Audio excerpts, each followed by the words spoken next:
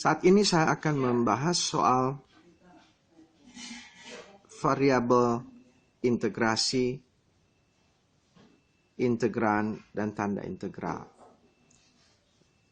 Ini dalam notasi matematika, kalau kita punya notasi seperti huruf S ini kita sebut integral. Dan integran adalah yang diintegralkan, yaitu misalnya x pangkat n. Dan di sini dx yang disebut variabel integrasi adalah x. Bisa juga ini nanti diganti y. Bisa ini y pangkat n dy. Kemudian dalam integral kita harus perhatikan bahwa kadang-kadang kita akan menjumpai soal seperti integral 1 per x pangkat 3 dx.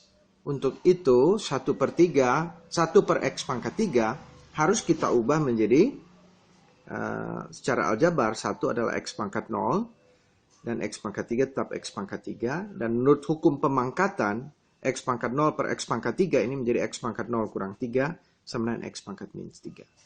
Jadi kalau kita punya 1 per x pangkat 2 ini menjadi x pangkat 0 per x pangkat 2 sama dengan x pangkat 0 kurang 2 sama dengan x pangkat minus 2. Begitu juga 1 per x pangkat 5.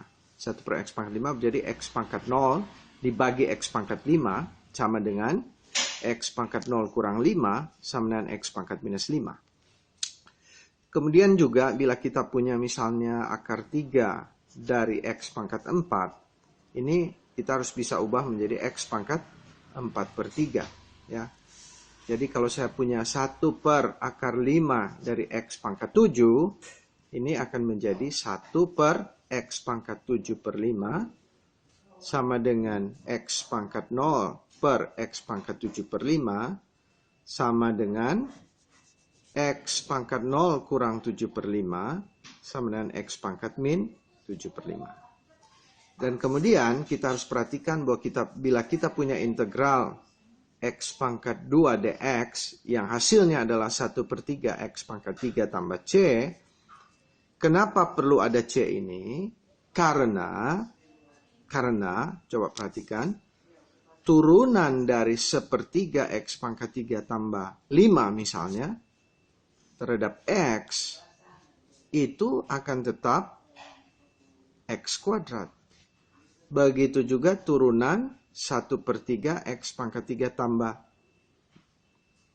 9 per dx juga tetap sama x pangkat 2. Jadi ini boleh berbeda. Boleh 5, boleh 9, boleh 8, boleh 6, boleh sepertiga. Dan semua ini, semua konstanta yang mungkin ini kita sebut secara